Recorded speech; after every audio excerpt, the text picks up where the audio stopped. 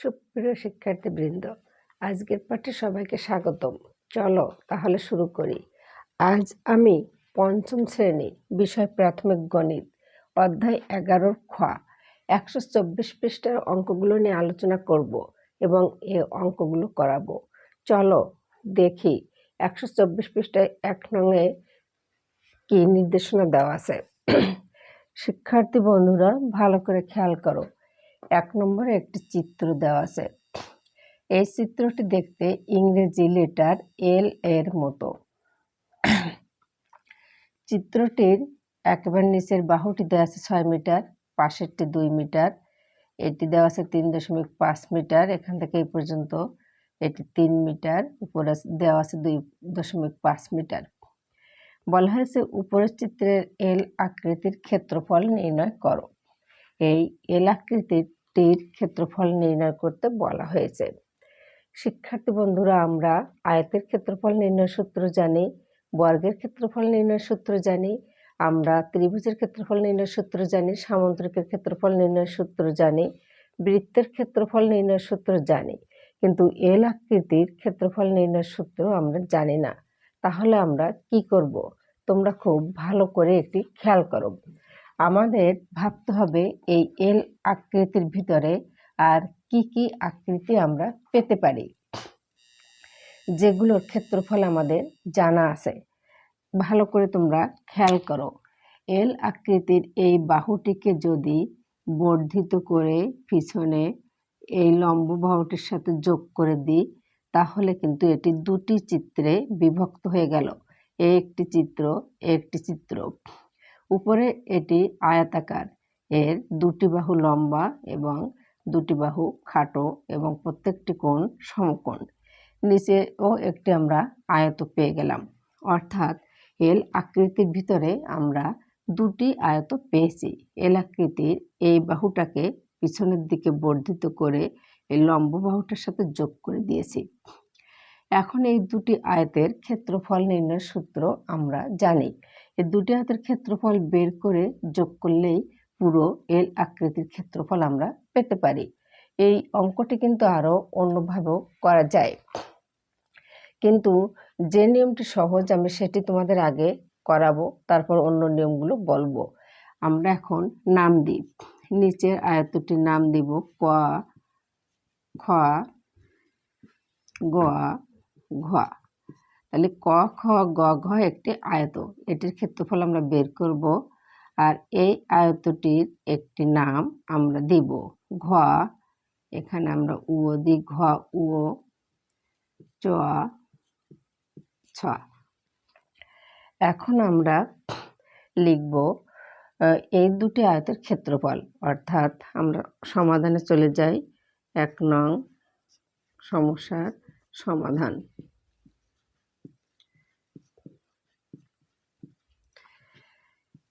এল আকৃতির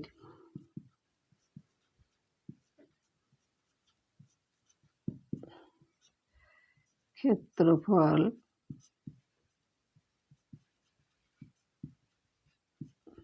সমান।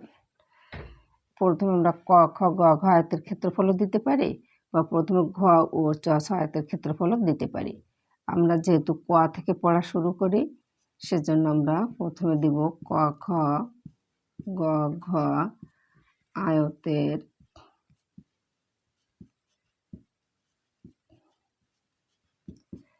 ক্ষেত্রফল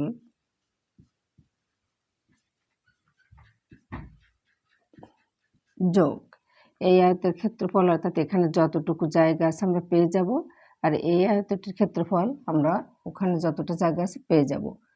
আয়তটা হচ্ছে ঘ ও চ ছ আয়তের ক্ষেত্রফল।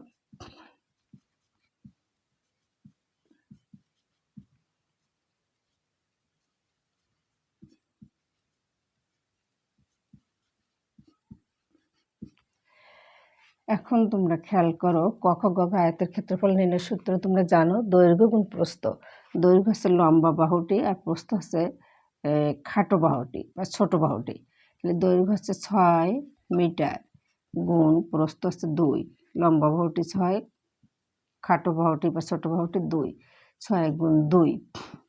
এদের একক আছে 6-এর একক মিটার, 2-এর একক মিটার, তাহলে মিটার আর মিটার গুণ করলে হচ্ছে বর্গ মিটার।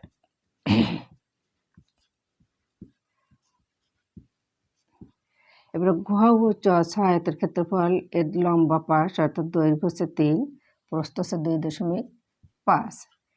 3 দৈর্ঘ্য গুণ প্রস্থ 2.5, 3-এর একক মিটার, 2.5-এর একক মিটার, 2টি মিটার গুণ করলে হয়ে যাবে বর্গ মিটার। এখানে হচ্ছে 6 দুগুণে 12 বর্গ মিটার,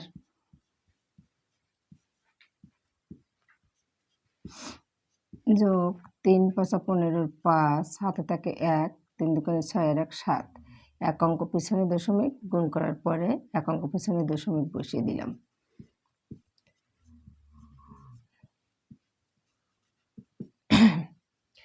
এখন এই দুটি আমাদের যোগ করতে হবে, একক বর্গমিটার বর্গমিটার, কোনো সমস্যা নাই। 12 পরের দশমিক নাই, এখানে দশমিক আছে, তো যে অঙ্কটা বা যে সংখ্যাটিতে দশমিক থাকে না আমরা কিন্তু যোগ করার সময় সেই অঙ্ক বা সংখ্যাটির পরে দশমিক দিয়ে ইচ্ছা মতো শূন্য নিতে পারি, তাতে যে অঙ্ক বা সংখ্যাটি থাকছে তার মানের কোনো পরিবর্তন হয় না। অর্থাৎ কোনো অঙ্কেতে বা কোনো সংখ্যায় দশমিক না থাকলে সেই অঙ্ক বা সংখ্যাটির পরে দশমিক নিয়ে আমরা ইচ্ছা মতো শূন্য নিতে পারি, তাতে এই 12 কোনো পরিবর্তন হচ্ছে না। এখানে দশমিকের পরে এক অঙ্ক, তাই আমি এখানে দশমিকের পরে একটি শূন্য নিলাম। এবার 7.5। তোমরা অনেকে কিন্তু এখানে পাশাপাশি যোগ করতে পারো, যাদের যোগ করতে সমস্যা হয় তারা এখানে পাশে যোগ করে নেবে। 5 আর 0 5, দশমিকের সাথে দশমিক বসিয়ে দিলাম, 7 আর 2 9, 1 করতে 1, আমরা পেলাম 19.5 বর্গ মিটার। এককটা লিখে দিলাম। আমরা অঙ্ক করার পরে অতএবের লাইনটা লিখব সবসময়, অতএবের লাইনটা লিখতে হবে। অতএব এল আকৃতির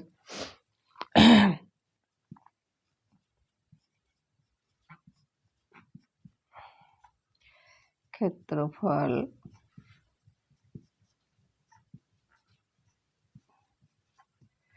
(19.5 বর্গ মিটার। তোমরা উত্তর তোমাদের শিক্ষকরা লিখতে বললে লিখবে, না লিখতে বললে অতএবের লাইন পর্যন্ত লিখে রাখলে হবে। শিক্ষার্থী বন্ধুরা, অঙ্কটি তোমরা সঠিকভাবে খাতায় তুলে নাও। এখন দেখো, এই অঙ্কটি কিন্তু অন্যভাবেও করা যায়। আমরা এখানে দুটি আয়ত ক্ষেত্রফল যোগ করেছি, এবার আমি অন্যভাবে বুঝাচ্ছি, তোমরা খেয়াল করো। আয়তের এই বাহুটিকে যদি আমরা এখান থেকে যোগ করে ভূমির সাথে বর্ধিত করে ভূমির সাথে যোগ করে দিই, তাহলেও কিন্তু আমরা দুটি আয়ত পাবো। এই আয়তটি এবং এই আয়তটির ক্ষেত্রফল যোগ করলেও কিন্তু আমরা পুরো এল আকৃতির ক্ষেত্রফল পেয়ে যাব। আবার আমি অন্যভাবে তোমাদের দেখাই। আমরা যদি এই ভূমি থেকে যে বাহুটি উঠে গেছে এটিকে আমরা উপরের এই বাহু বরাবর টেনে নিই এবং এই বাহুটি যোগ করে দিই, তাহলে দেখো এই এল আকৃতির ভিতরে একটি বড় আয়ত এবং একটি ছোট আয়ত হয়েছে। আমরা এই বড় আয়তটির ক্ষেত্রফল বের করে তার থেকে এই ছোট আয়তটির ক্ষেত্রফল বাদ দিলে কিন্তু এল আকৃতির ক্ষেত্রফল পেয়ে যাব। তাহলে আমি এই তোমাদের 3টি নিয়মে বুঝিয়ে দিলাম। তোমরা যে নিয়মটি ভালো লাগে সেটি করবে। যে নিয়মটা আমি প্রথমে করে দিয়েছি এটি তুলনামূলকভাবে সহজ। শিক্ষার্থী বন্ধুরা, আজ এ পর্যন্ত। তোমরা ভালো থেকো। পরবর্তী পাঠে আবার দেখা হবে। তোমরা নিয়মিত স্কুলে আসবে এবং সবসময় পরিষ্কার পরিচ্ছন্ন থাকবে।